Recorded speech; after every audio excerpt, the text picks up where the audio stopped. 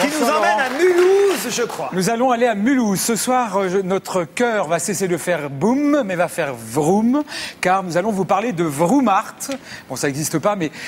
En résumé, le Vroomart, c'est l'art qui est lié à la voiture. Et il y a un musée à Mulhouse qui est une cité incroyable, unique au monde, liée à la voiture. Pour une raison très simple, c'est qu'au XXe siècle, deux frères, les frères Schlumpf, ont utilisé leur fortune faite dans la finance et le textile pour...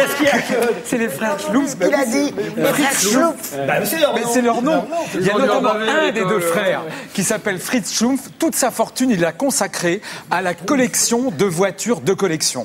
Mais il a fait ça en secret. C'est-à-dire qu'il a collectionné des centaines de voitures. Et puis un jour, il a dû quitter la France. Et c'est la région de Mulhouse et la ville de Mulhouse qui ont récupéré cette collection pour en faire une cité. Et dans la cité, au fond de la cité, il y a un musée et il y a une exposition d'art contemporain liée au Vroomart. C'est la cité de l'automobile. Alors, si vous rentrez dans le musée lui-même est une œuvre d'art. Regardez la façade. Vous avez l'impression que ce sont des voitures qui jaillissent comme ça du mur, comme des anges qui vont s'envoler. Et le con n'est pas identifié.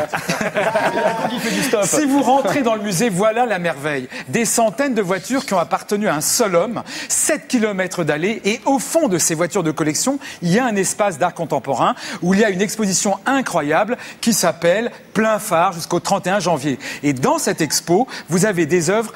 Toutes les œuvres des années 60, c'est-à-dire le pop art, le nouveau réalisme en France, à aujourd'hui, sont liées à la voiture. Et alors, je vous demande d'identifier cette voiture-là. Elle est entièrement en carton. La voiture de James Bond. Oui, Laurent. L'Aston Martin. L'Aston Martin de James Bond a été imaginée par Chris Gilmour. Et tout le travail de cet artiste, c'est fait de carton, de colle et de cigarettes. Et les détails, les gadgets de la voiture sont en carton. Hein. Ça, c'est un petit bijou. Voici une autre voiture. En fait, c'est pas vraiment une voiture. Je devrais vous présenter une enceinte. C'est une Simca recouverte de lycra. C'est une aronde. C'est une aronde. Et quand vous passez à côté de la ronde, elle se met à vibrer avec des sons sourds parce que c'est une enceinte. Et là, les deux artistes, Nicolas Floch et Jérôme Porret, se moquent un peu des bœufs comme moi qui écoutent la voiture, la musique à fond la caisse dans la caisse. Tout le monde est amoureux de sa voiture. C'est légèrement sexuel d'ailleurs dans certains cas une voiture. Mais c'est rare, Laurent. Il y a des gens qui passent leur journée à nettoyer leur voiture. Et alors certains la nettoient de façon très particulière. Regardez ce film culte qui est présenté dans l'expo. Ce film culte a été tourné en 1997 et là, le cinéaste Frank Skirty se moque de l'homme dépendant de l'objet, en l'occurrence de son amour pour la voiture. Ce film est culte. Je vous assure que quand il passe dans l'expo, les gens sont un peu gênés. Hein. C'est quand même couillon, il y a mieux à faire. Hein. La voiture est propre après ça. Et ici même, nous avons des œuvres qui nous ont été prêtées par une artiste en particulier, qui est exposée à Mulhouse, de Karine Bonneval. Alors Karine Bonneval, son travail, c'est détourner ce qu'elle aime, rendre inutile ce qu'elle aime. Alors elle aime le monde de la voiture, elle aime surtout s'amuser du monde de la voiture. Regardez ce qu'elle fait d'un volant, parce qu'au cœur de cette espèce de bête avec des grandes tentacules, avec des petites pointes en vison d'élevage, eh bien il y a un volant en paillettes. Et tout ce qu'elle fait, c'est ça. Elle met de la paillette sur un volant qui est somme toute assez banal. Et puis là, on reconnaît un casque de moto. Elle y a mis des perles à la place du visage. Et puis il y a comme ça des lamés. En tous les cas, il y a du détournement. Et ce que je trouve intéressant, c'est que les artistes détournent la voiture qui devient la voiture en carton, le volant qui est à paillettes. Et puis, il y a un artiste majeur, Laurent, du XXe siècle, que la France n'honore pas assez, qui s'appelle Armand, qui a inventé les accumulations.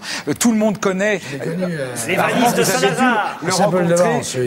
Il y a des valises à Saint-Lazare, mais il y a surtout un totem géant à jouer en Josas qui avait été créé pour la Fondation Cartier. Et ce sont des mètres et des mètres de béton avec des voitures qui sont comme ça gelées à jamais dans le béton. Et il y a une sculpture d'Armand à Mulhouse, mais nous avons trouvé, et je vous assure que c'est vrai, à la présidence, c'est dans le bureau du président de chez Renault, Ghost, nous avons trouvé 2 peintures d'Armand. Tout le monde connaît le sculpteur Armand, beaucoup moins le peintre. Et Armand a travaillé pour Renault.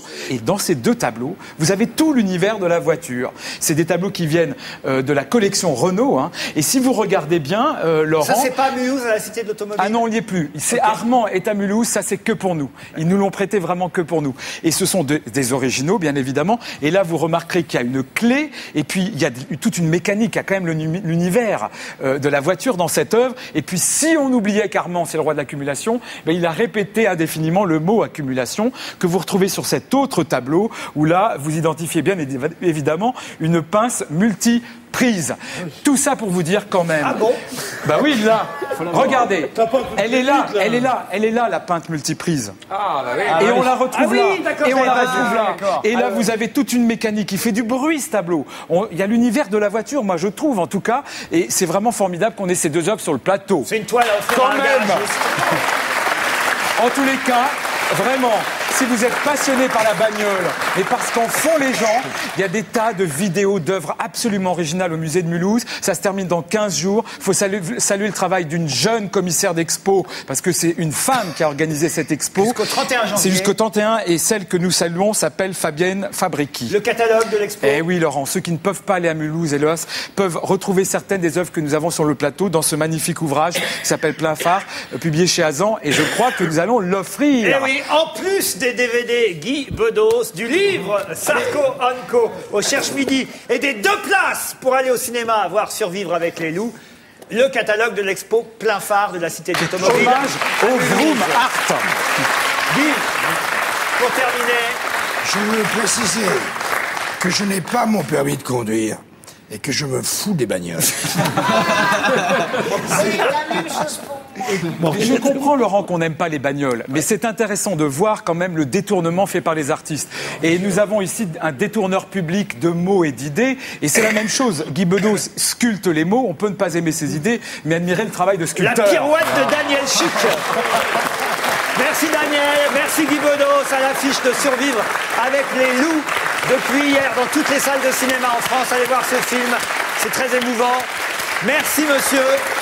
Bonne chance pour le verdict du 28 janvier prochain pour vos clients de l'Arche de Zoé. On se retrouve demain soir vers 7h-10, 7h-5. Bye bye.